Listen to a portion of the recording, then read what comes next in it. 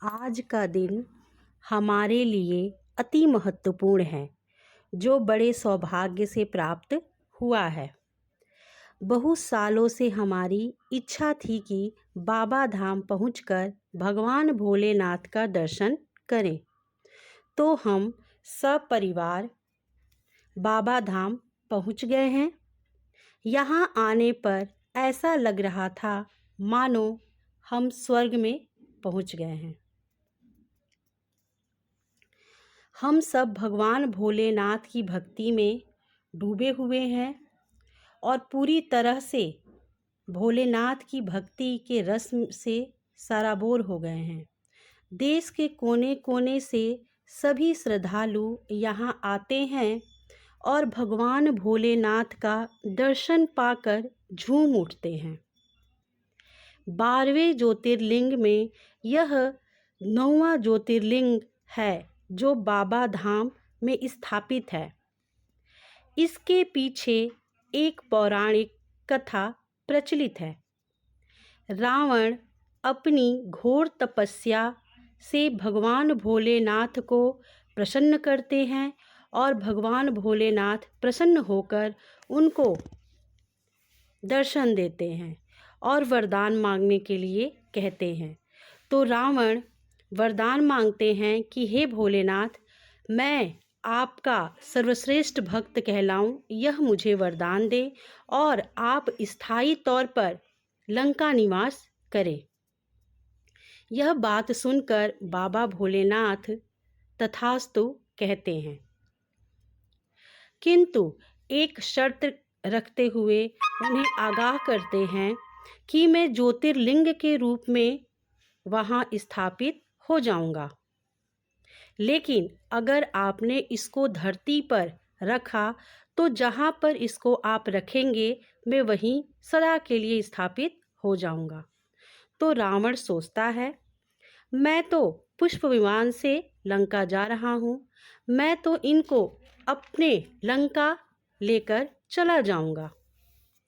तभी यह बात अन्य देवताओं तक पहुंच गई और सारे देवताओं में हड़कंप मच गया और भगवान विष्णु से निवेदन किए सारे देवता कि हे प्रभु, कुछ उपाय करिए, नहीं तो भोलेनाथ दानवों की नगरी में जा बसेंगे और सृष्टि का क्रम अस्त व्यस्त हो जाएगा। तो भगवान विष्णु अपनी योग विद्या से रावण के पेट में जोर का दर्द उत्पन्न कर देते हैं और उसी दर्द की वजह से उनको लघु शंका महसूस होती है।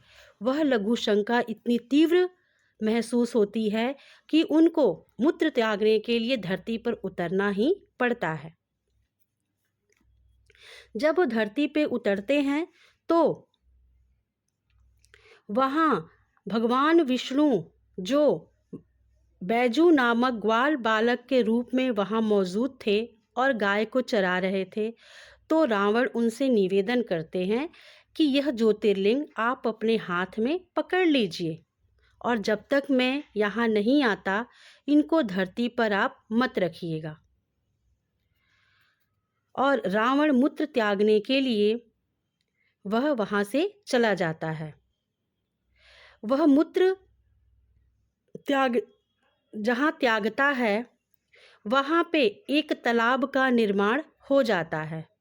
वह तालाब रावण तालाब के नाम से जाना जाता है। उस तालाब की यह मान्यता है कि जितने भी कुष्ठ रोगी हैं उस तालाब में अगर स्नान करते हैं तो उनको उनके रोगों से मुक्ति प्राप्त हो जाती है और उसमें स्नान करके और भक्त भगवान भोलेनाथ का दर्शन करते हैं। तो जब वो मूत्र त्याग करके वहाँ पर आते हैं तो क्या देखते हैं कि शिवलिंग जो है वो धरती के नीचे जा दबी है और 11 अंगुल वह धरती से ऊपर है। वह कितना भी उसको निकालने की कोशिश करते हैं वह उसको निकाल नहीं पाते हैं। तब सभी तीर्थों की मिट्टी और पवित्र नदियों का जल लेकर गंगा सरोवर में इकट्ठा कर अभिषेक करते हैं और नगमस्तक होकर प्रणाम करते हैं और शिवलिंग को लंका न ले जाने के कारण निराश हो जाते हैं और हतोत्साहित हो जाते हैं और क्रोध में आकर अपने अंगूठे से भगवान भोलेनाथ को दबा देते हैं। आज भी शिवलिंग में रावण के अंगूठे का निशान मौजूद है जो आप देख सकते हैं।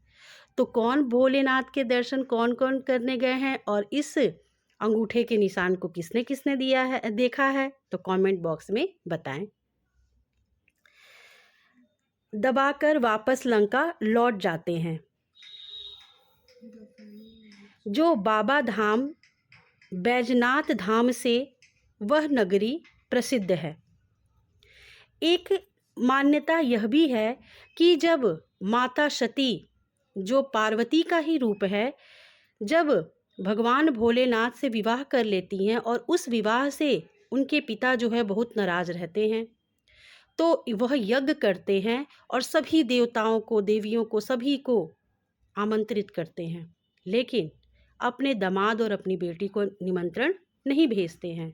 तो भगवान भोलेनाथ माता सती से कहते हैं कि तुम्हें निमंत्रण नहीं आया है तो तुम मत जाओ, लेकिन माता कहती है कि मैके में निमंत्रण की क्या आवश्यकता है, नहीं हो गया, हो सकता है कि भूल हो गया होगा, और वह बिना निमंत्रण के वहाँ पहुँच जाती हैं।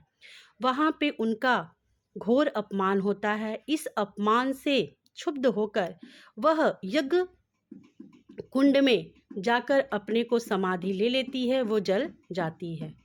तभी वहाँ भगवान भोलेनाथ क्रोध में पहुँचते हैं और जली हुई माता सती के लाश को पकड़ते हैं और तांडव नृत्य करने लग जाते हैं।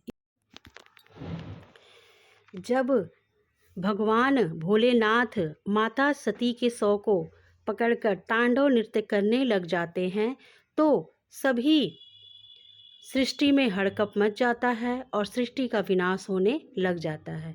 इससे भगवान विष्णु अपने चक्र से माता सती के 51 टुकड़े कर देते हैं जो अग्नि में जल जाता है, किंतु उनका हृदय जो है वो बाबा धाम में गिर जाता है और वह अग्नि से नहीं जल पाता।